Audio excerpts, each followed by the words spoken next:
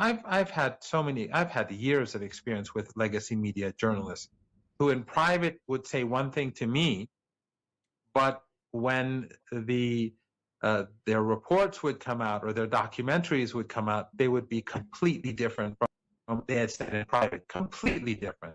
Whether it's Australian television, a 47-year-old narrative of this corrupt regime that's imploding. All you have to do is give it a push and it collapses like a house of cards.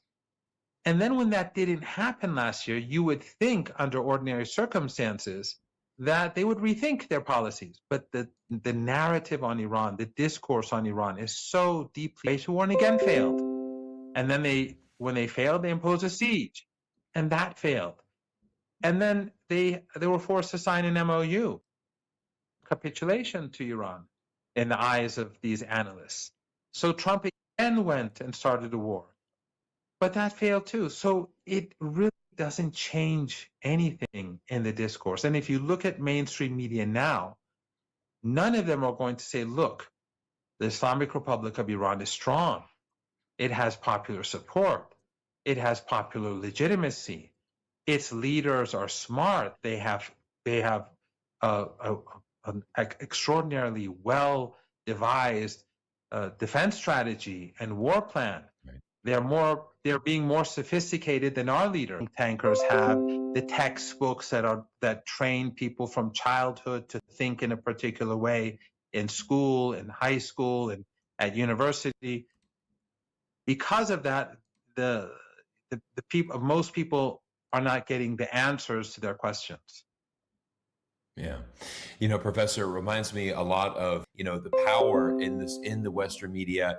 And like you said, the narratives that are shifting, and it's just always this oxymoron, right? They're collapsing, but at the same time, they're the greatest threat. And those two truths, those are incompatible. They can't be the same. But I want to switch it over to Alex. Alex, I want to bring you in and let you ask this next question as we continue our chat. Thank you for that great answer. That was fantastic. That are starting to bleed and bleed very hard. They are. If you look at Apple in its last quarter, it's had to raise prices. One of the largest software, hardware companies on the planet, which you would think would have major negotiation power to it, can't do it.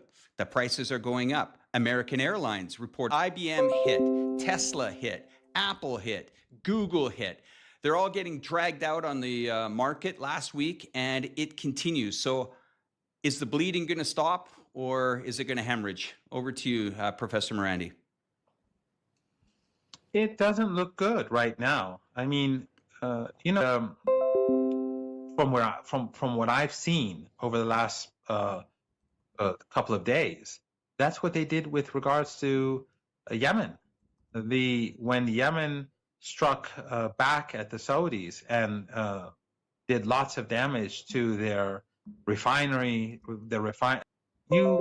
I didn't see much in the Western media. Didn't seem to be an important piece of news, even though the shutting of the Strait of Hormuz, coupled with the shutting of the Bab al-Mandab or the Bab al-Mandab Strait for Saudi shipping, and now the strikes on Saudi oil installations was being downplayed. So the whole 5 months has been one broad attempt to manipulate the markets, even by those who hate Trump. They'll blame Trump for everything, but they'll continue to try to strengthen the hand of the United States in this foolish war. Oil infrastructure, and that may continue in the days ahead.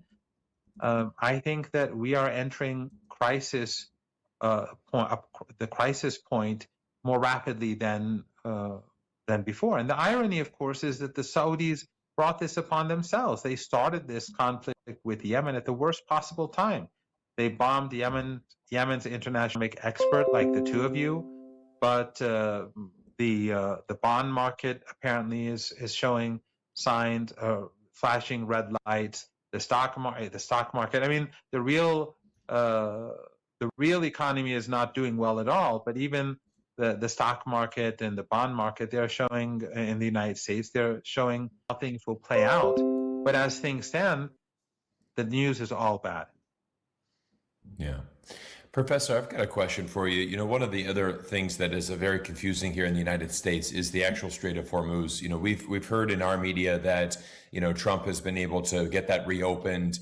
Other experts say that it's not. It's obviously operating at a capacity much lower before. I believe the number was around 20 million barrels a day. Pre-February 28th, we're going through the strait. I think that number has been reduced down to somewhere maybe around under a million. And I believe that it is going to countries that have a favorable position with Iran, a country like China or other allies that are, certainly not waging war. But I would like to just get your assessment. Is it correct to say that, since February 28th, that really has never reached back to that full capacity? Is that correct? Are we still under that threshold around, let's say, 1 million barrels a day, or a very limited capacity as compared to before? Oh, yes. I mean, it's gone up and down because Iraq was not a part of the war. Neither was Oman, although the Americans are pressuring it to play a much more negative role today, and that status could change.